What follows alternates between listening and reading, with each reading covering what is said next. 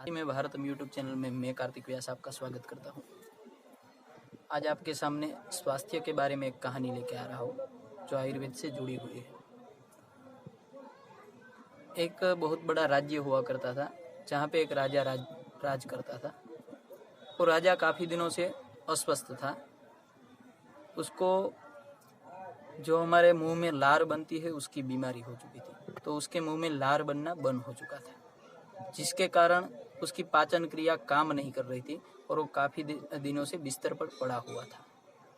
तो देश विदेश से बहुत सारे वैद्यों को, डॉक्टरों को बुलाया गया, लेकिन राजा को कोई फर्क नहीं पड़ रहा था।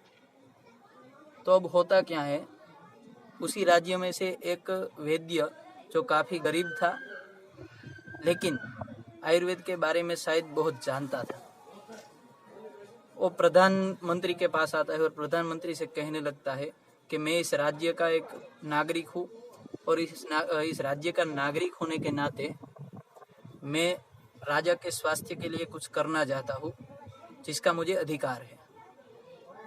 तो प्रधान सेवक थोड़ी देर सोचने के बाद निर्णय लेते हैं कि इतने सारे वैद्य, इतने सारे डॉक्टर आके तपास कर चुके हैं लेकिन कोई फर्क नहीं पड़ रहा है, तो इससे क्या हो जाएगा। लेकिन फिर भी इसका उपयोग करने में क्या हर्ज है। तो जो वैद्य है उनको राजा के पास ले जाया जाता है। उसके बाद वैद्य जो है राजा की आंखें तपासता है, उनका मुंह देखता है, जो नाली होती है उसको तपासता है। उसके बाद जो वैद्य है वो निर्णय लेता है, उसको समझ में आ जाता है कि राजा को क्या हुआ है। तो राजा को जो बीमारी है उसका तो वैद्य को समझ में आ चुका है। तो प्रधान मंत्री से वो बात कहता है कि मैं राजा को औषधि दे के खड़ा करूं या फिर औषधि सूंघा कर ही खड़ा कर दूं। ये बात सुनने के बाद प्रधान सेवक और जो सैनिक खड़े हैं वो सब सोचने लगते हैं कि ये वैद्य पागल हो चुका लगता है, लेकिन सब उनका अनुसरण करते हैं और वैद्य कहता है कि 10 नींबू लाए जाए।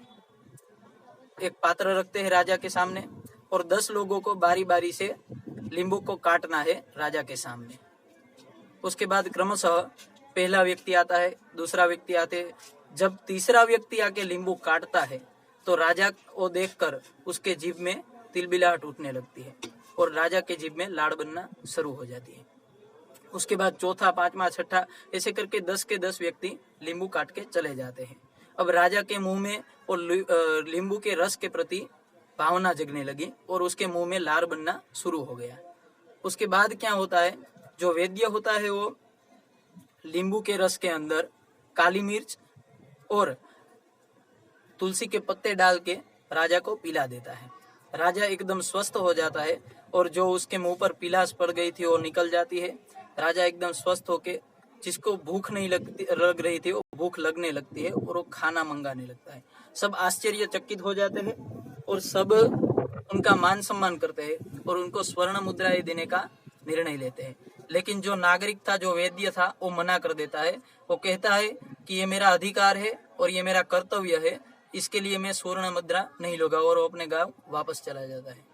तो इस कहानी से हमें क्या सीख मिलती है कि जो हमारा आयुर्वेद है, हमारे जो पुराने जो बुजुर्ग है, उनकी बात हमें सुननी चाहिए और हमें ज़्यादा से ज़्यादा आयुर्वेद की तरफ बढ़ना चाहिए, ना कि ये हमारे नए मेडिसिन के तरफ। तो इस वीडियो में मैं बस यही कहना चाहता था।